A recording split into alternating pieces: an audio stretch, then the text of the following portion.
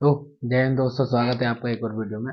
हम लोग बात कर रहे थे 5 ईयर प्लान की, यानी कि पंचवर्षीय योजनाओं की हम लोग बात कर रहे थे।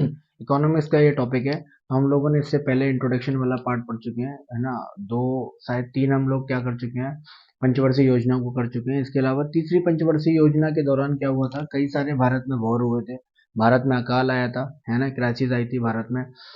इस वॉर के कारण क्या होता, प्रोडक्शन क्या हुआ था, बहुत डाउन होता, सरकार के ऊपर बहुत सारा क्या था, दबाव था। तो सरकार के ऊपर अपनी इन परिस्थितियों को बचाने के लिए योजना तो लेकर आई, लेकिन क्या लेकर आई, एक एक साल के लिए योजना अवकाश लेकर आई थी, याद रखना इस दौरान।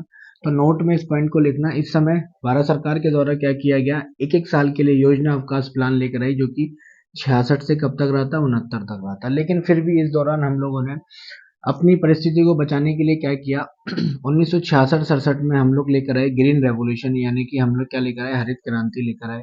हरित क्रांति किससे संबंधित थी, तो याद रखना, हरित क्रांति खाद्यान्न उत्पादन से संबंधित थी, यानी कि गेहूं के प्रोडक्शन, चावल के प्रोडक्शन के ऊपर थी। बात करते हैं विश्व में इसके जनक किसे कहा जाता है भैया, हरित क्रांति के जनक विश्व में, तो नॉर्मन बोरलॉग को। भारत में भैया इसका इंट्रोडक्शन किसने करवाया, तो एम एस स्वामीनाथन, यानी कि भारत में इसके जनक किसको कहते हैं, तो एम एस स्वामीनाथन को। क्या थे भैया ये, तो हरित क्रांति में हाई यील्ड वैरायटी, यानी कि उच्च गुणवत्ता वाले बीजों का प्रयोग किया गया था, जिससे प्रोडक्शन क्या हो, ज्यादा से ज्यादा हो। तो किया भी हुआ, और याद रखना ये वहीं पर होती थी, ये वाले बीज जहां पर पानी की ज्यादा आवश्यकता होती है। तो हमारे यहाँ पर पंजाब, हरियाणा, वेस्ट यूपी में सबसे ज्यादा गेहूं का प्रोडक्शन हुआ इस क्रांति के तहत। तो याद रखना, हरित क्रांति में सबसे ज्यादा प्रोडक्शन किसका हुआ, तो गेहूं का हुआ।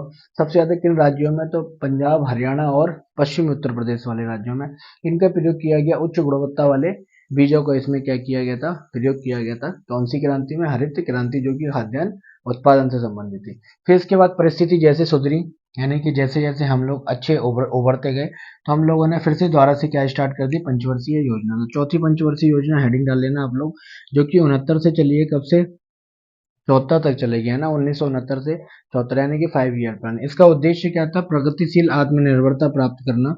क्या था, प्रगतिशील आत्मनिर्भरता प्राप्त करना। मॉडल क्या था इसका, तो अशोक रुद्र मेनन मॉडल पे आधारित थी ये पंचवर्षीय योजना।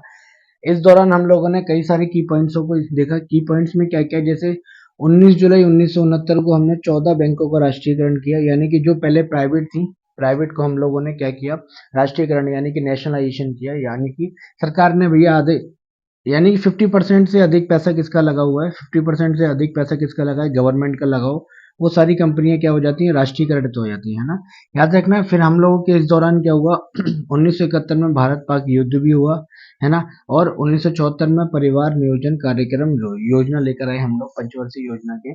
और भी कई सारे काम हुए होंगे, लेकिन ये महत्वपूर्ण काम है जो कंपटीशन के अकॉर्डिंग सोचना है।